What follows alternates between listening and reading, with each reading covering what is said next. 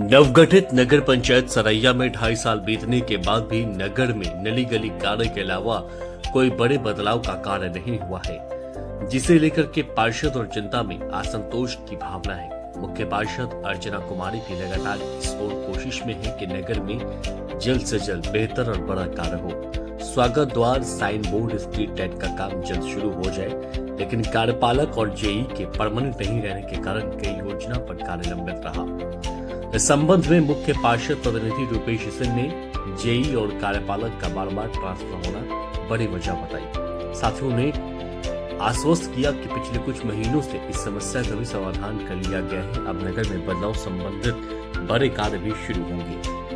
उन्होंने बताया कि अब सब कुछ पटरी पर आ गया है और स्ट्रीट लाइट्स समेत हाई मस्क लाइट लग चुका है, लेकिन कुछ वार्ड में स्ट्रीट लाइट लगना बाकी है। स्वागत द्वार, साइन बोर्ड समेत सभी वार्डों में जल निकासी की समस्या के समाधान की ओर पहल कर आगामी वर्षों में सरैया में बड़े कार्य दिया जाए, लेकिन ये इम्प्लीमेंट हुआ है 2021 में और नगर पंचायत बना है। उसके बाद 2022 में इलेक्शन हुआ है।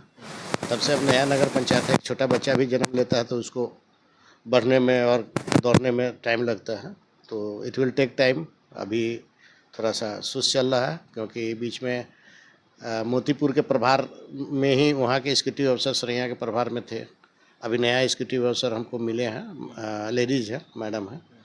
और उसके बाद जेई लोग का भी ट्रांसफ़र बहुत हुआ है, तो काम धीरे हो गया था। अब काम धीरे धीरे पकड़ रहा है और रेस पकड़ेगा। 2 साल में सारा चीज़ जो भी जनता की ज़रूरत है उसको हम पूरा कर देंगे। अभी मतलब कि जनता की ज़रूरतें पूरी नहीं हो पाई, लगभग पूरी है। नल जल पे काम हो रहा है, सब चीज़ डिस्ट्रॉय था, सबका रिपेयरिंग हो रहा है। जहाँ ज़रूरत है बाइक का, जहाँ वहाँ हो रहा है। रोड की जहाँ ज़रूरत थी, जो पंचायत में नहीं बन पाया था, उस सारे का काम हो रहा है। और प्रधानमंत्री आवास योजना में भी काम हो रहा है। तो अभी जो चीज़ है, जैसे कि स्ट्रीट लाइट का अभी टेंडर हुआ है।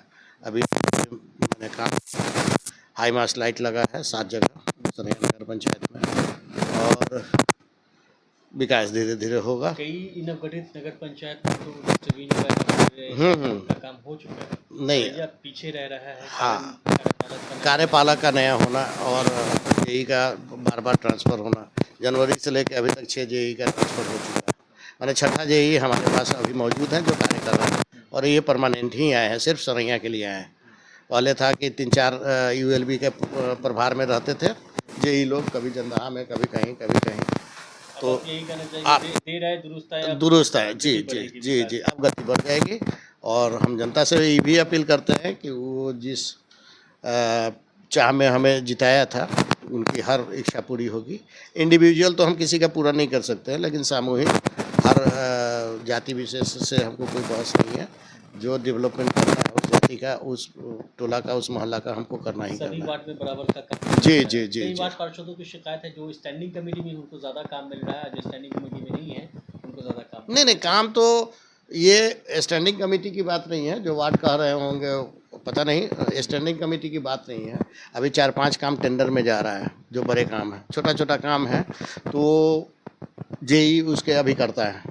वो कोई स्टैंडिंग कमेटी का है या चेयरमैन है या वाइस चेयरमैन, उसका अभी करता नहीं हो सकते हैं, या कोई वार्ड मेंबर भी अभी करता नहीं हो सकते।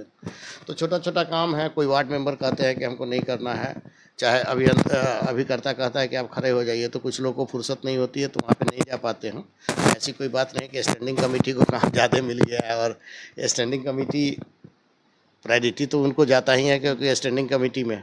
लेकिन ऐसी बात नहीं है कि हर आदमी को मिला के, 12 वार्ड है, 12 वार्ड को मिला के, वाइस चेयरमैन को मिला के हम लोग काम करते हैं। हम लोग एकजुट हैं, कहीं से कोई नहीं है। अब 1-2 आदमी वैसा होगा जो अपने पथे में जाके कुछ और बोलते होंगे और सामने में आने के बाद कुछ और बोलते होंगे, तो ये तो बात अलग ही है। चुनौती क्या क्या है? चुनौती है अभी जल जमाव की समस्या हमारे वार्ड में, 12 वार्ड में सबसे ज़्यादा है। उसका निकासी करना है, इसके लिए एजेंसी का बहाल होगा। और उसके बाद अभी सड़क का भी निर्माण अपूर्ण है, सब जगह नहीं है। वार्ड 3 में बहुत जगह सड़क नहीं है। एक कनेक्टिविटी थी वार्ड 3 में, इधर से चकिया मोहम्मदपुर से लेके दोकरा, गोपीनाथपुर, दोकरा तक का, तो मुख्यमंत्री समग्र विकास योजना में हम लोगों ने डाला था और उसका पास भी हो गया है। तो चकिया मोहम्मदपुर से दोकरा, गोपीनाथपुर, दोकरा सरैया को नगर पंचायत बनाना सरकार का यह फैसला। मिडिल स्कूल तक उसका रोड का टेंडर भी हो गया है और बहुत जल्द उसका काम भी शुरू हो जाएगा। ज़्यादातर जो इलाके हैं सरैया का, सरैया हो या फिर मानिकपुर हो, ये हाईवे से सटता इलाका है।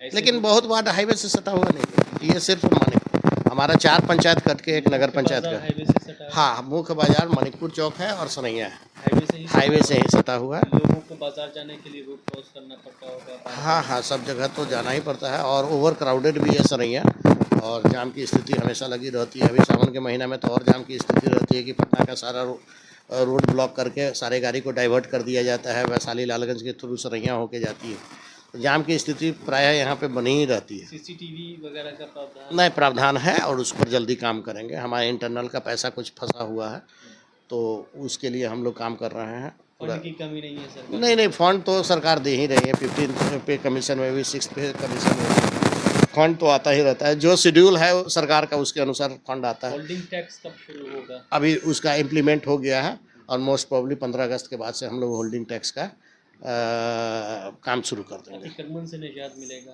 अतिक्रमण से निजात मिलेगा, लेकिन समस्या यहाँ पे हो जाता है कि NH 722 है।